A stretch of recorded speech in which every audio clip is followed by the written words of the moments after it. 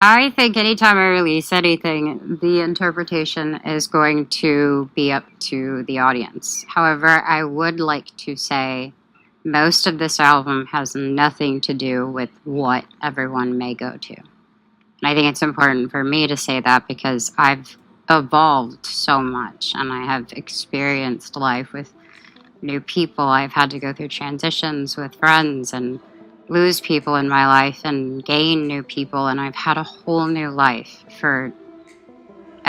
So it's up for whatever people want, but to me, it was about both of our past and our history, and also just inspired by friends and relationships. Like some songs were actually meant about friendships in my life, and I think that's what, to me, the album was about. And I just wanted to get that out there because that was very important to me. Well, you heard it straight from the horse's mouth. This album isn't about Justin or Hailey Bieber. It could, however, be about The Weeknd. I don't know.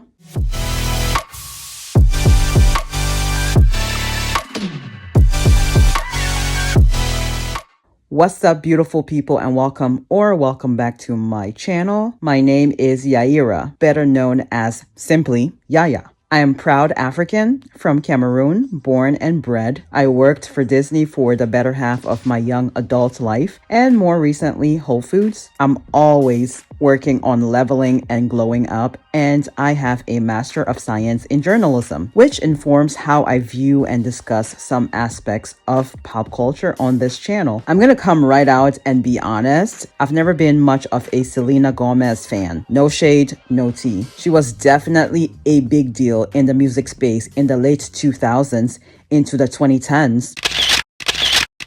And she does have a few songs that I will have on repeat on any given day. Good for You, Come and Get It, Naturally, It Ain't Me with Kygo, and Past Life.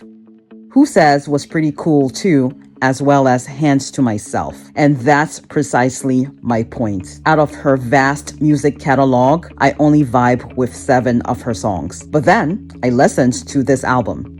Also, on popular opinion, her being on Rima's Calm Down didn't add much to the song. It was unnecessary in my opinion. In other words, the song was just fine without her. Although, her being on the song may have helped the song reach #1 on Billboard Global excluding US charts. That's actually pretty sick. As far as I Said I Love You goes, it's important to note that the album wasn't planned. It was incredibly low stakes and made out of love and fun. There was no angle here based on the interviews I've watched with Selena and Benny. Making a hit song or songs was never the objective of this album. It was more of a passion project for their future kids. And they said it came together pretty quickly and effortlessly in about 3 months.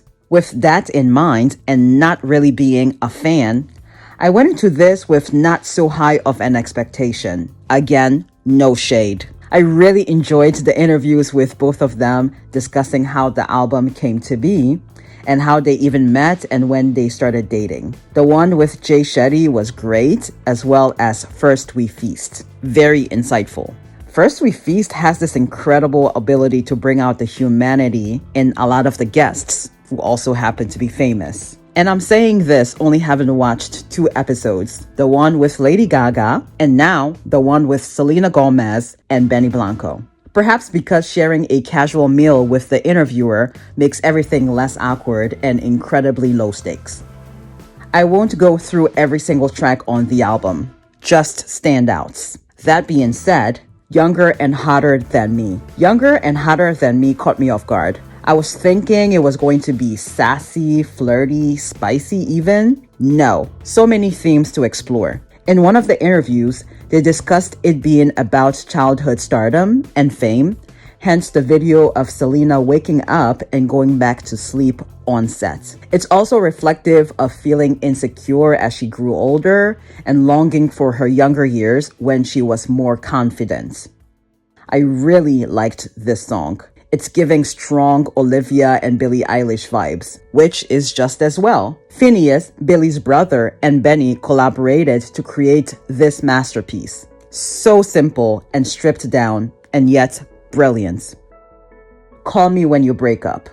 You know, I think this song gets unnecessary hate, but I think the video was appropriate for the song. It's a fun, unserious song, and it got the TikTok lip sync treatment for the video. I didn't mind it. Really liked Gracie's verse. I read somewhere that this song was about a friend or former friend as opposed to being about an ex. And I can see that. The song sounds like an amalgamation of Hot and Cold by Katy Perry and Magic by B.O.B.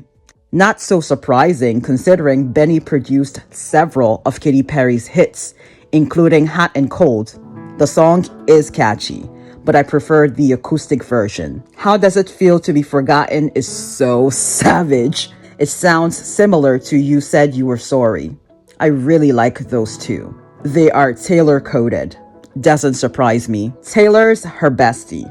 And Selena had said in an interview that she sometimes has Taylor listen to some of her songs before they are released to help her make a decision which ones should be lead singles.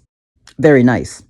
I Can't Get Enough reminds me of Beyonce's Mi Gente. It's catchy. Glorilla at the end of Cowboy was definitely unexpected and unnecessary. It might have been better if she had a rap verse versus whatever that was at the end. That was probably Benny's idea, but I liked this one too. Sunset Boulevard is just peak summer love. It's fun, cheeky, hazy, and cute. Makes me forget all my problems. 80s synth pop has really made a comeback. Something about the song reminds me of Just Like Heaven by The Cure. That song makes me want to laugh and cry at the same time. It's ethereal, almost. Don't want to cry. The way she sings the bridge almost sounds like the verses of Billie Eilish's Birds of a Feather. So, my favorites on the album, in order of most favorite to regular favorites, are You Said You Were Sorry, How Does It Feel to Be Forgotten, Younger and Hotter Than Me, Sunset Boulevard, Cowboy, Call Me When You Break Up, the acoustic version. The album wasn't as terrible as some of these headlines were claiming. It may not be her best work in the sense that it doesn't have hits at the moment, but I mean it did debut at number 2 on Billboard. For a quote-unquote low-effort album, and an album made when Selena thought she didn't have any more music in her, as mentioned in an interview, that's kind of awesome. Will I be having this on repeat? Probably not. Maybe just You Said You Were Sorry and Sunset Boulevard. However, I get it. And I enjoy them as a couple after watching several interviews of theirs. They complement each other nicely. He's more of an extrovert and quite funny. It's crazy. You lose motor skills. As you don't let it touch your lips. Mm-hmm. Oh fuck! I touched my lip a little bit, just a teeny bit. How far are we? We're at number 4. Oh wow! Out of a lot, huh? Okay. And she's more reserved. He also seems to be very attentive to her needs. It's getting hot. Do you want a little napkin? Okay, perfect. Just making sure. Yeah, I see that. I need ranch. Oh yeah, there's ranch right here. You ask and you shall receive, babe. Don't worry. Oh, thanks, son. You want a little ranch? It's refreshing to see. I know this one was a short one, but you can watch this one next. It's my review of Mayhem from last week.